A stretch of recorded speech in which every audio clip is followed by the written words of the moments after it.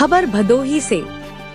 आज दिनांक 26 मई 2025 को भदोही के युवा नेता, समाज सेवी व जनता दल यूनाइटेड के महासचिव डीएम सिंह गहरवार ने अपने दर्जनों समर्थकों के साथ जिलाधिकारी से औपचारिक मुलाकात कर जनपद भदोही के प्रमुख समस्या से अवगत कराया।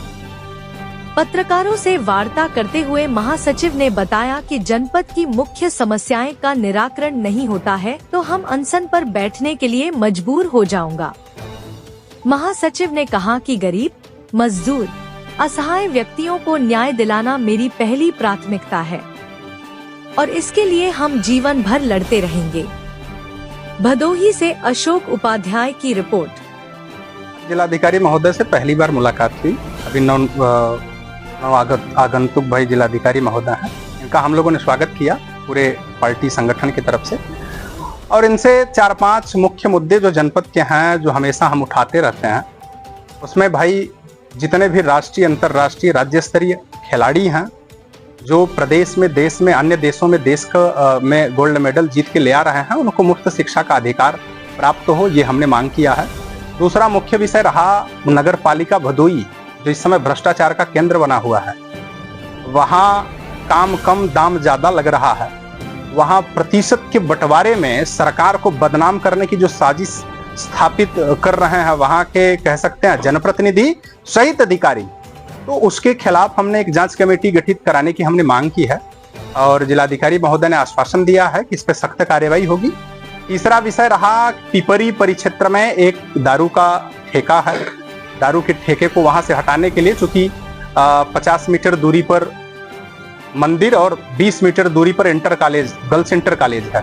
According to government rule 100 metre की रेंज में किसी भी प्रकार का मादक पदार्थ वहां नहीं बिकना चाहिए जहां मंदिर और कॉलेज हो। इसके मांग की है कि वहां से हटाया जाए, इन्होंने आश्वासन दिया। और चौथा विषय ये रहा है कि भाई हमारे यहाँ सबसे बड़ा मुद्दा है, भदोही नगर पालिका के अंतर्गत मामदेवपुर में आवासीय कॉलोनी बनी है। उस आवासीय कॉलोनी में अधिकतर संख्या में अन्य देश के लोग वहां रुके हुए हैं और रहते हैं। वह अपराधियों का प्रश्रय स्थल बन रहा है। जिसको आवंटित हुआ है वो रेंट पर दे करके दूसरे को वहां रखा है, और दूसरा कहां का है, फर्जी आई कार्ड, फर्जी आधार कार्ड बनवा करके वहां, कह सकते हैं कि अपराधियों का संरक्षण स्थल बना हुआ है। अपराध कहीं भी हो, अपराधी वहीं टिक रहा है जैसी हमें सूचना है, क्योंकि हमारे नजदीक हम ये देख रहे हैं।